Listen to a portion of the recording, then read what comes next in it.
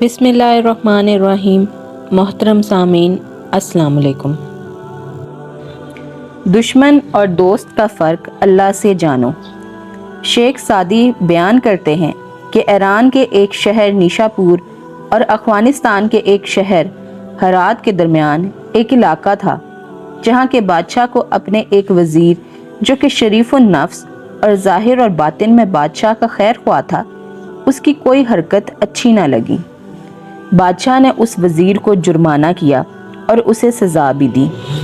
بادشاہ کے تمام وزیر اور مشیر اس وزیر کے متعلق جانتے تھے اور اس کے احسانات سے بھی واقف تھے۔ اس کے ساتھ نہایت نرمی کا برتاؤ کرتے رہے اور اسے سزا تو دور کی بات کبھی جھڑکا بھی نہیں۔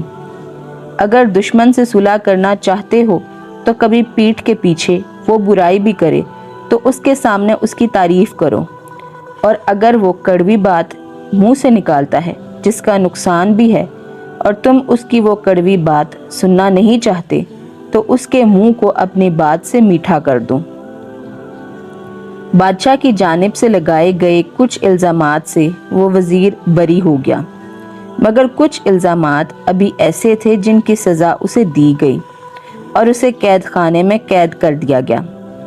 اس وزیر کو کسی دوسرے ملک کے بادشاہ نے خفیہ خط لکھا کہ تیرے ملک کے بادشاہ نے تیری قدر نہ کی، اگر تو بہتر جانے تو ہماری جانب دیکھ، ہم تجھے سر آنکھوں پر بٹھائیں گے اور وہ عزت دیں گے جس کا تو حقدار ہے۔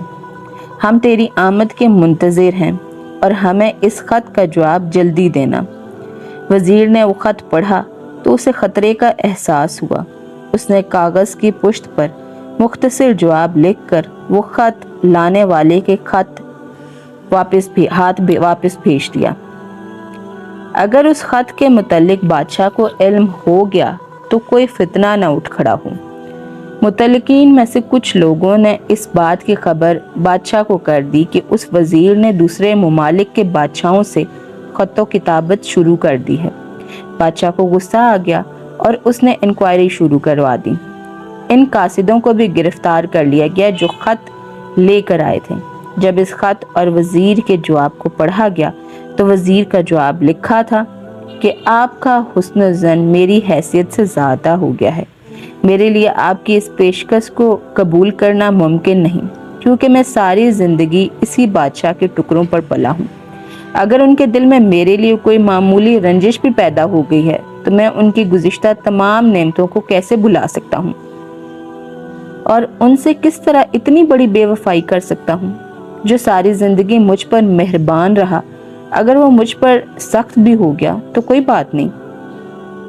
بادشاہ نے جب اس وزیر کا جواب پڑھا تو بہت خوش ہوا اور اسے قید خانے سے رہائی دلوا کر انعام اور اکرام سے نوازا اور معذرت کرتے ہوئے کہا کہ میں تیرے ساتھ خواہ مخواہ ظلم کیا۔ وزیر نے کہا کہ اس میں آپ کا کوئی قصور نہیں تھا، میری قسمت میں ایسا لکھا تھا کہ مجھے کچھ تکلیف پہنچے۔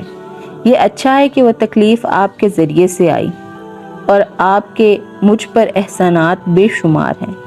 دانا کا قول ہے کہ اگر مخلوق کی جانب سے کوئی تکلیف آئے تو پریشان نہ ہو، اس لیے کہ مخلوق سے راحت نہیں پہنچتی۔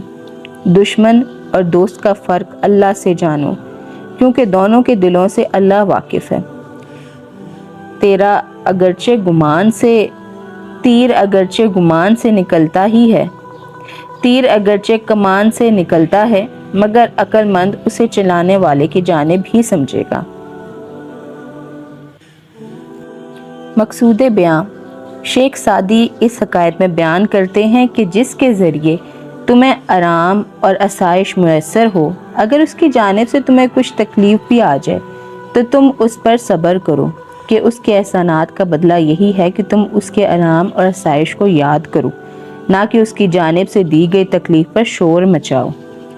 اللہ عز و جل ہمیں بے شمار نعمتوں سے نوازتا ہے، اور اگر اس کی جانب سے کوئی آزمائش آ بھی جاتی ہے تو ہمیں صبر سے کام لینا چاہیے کہ اس سے قبل وہ ہمیں اپنی نعمتوں سے نوازتا رہا ہے۔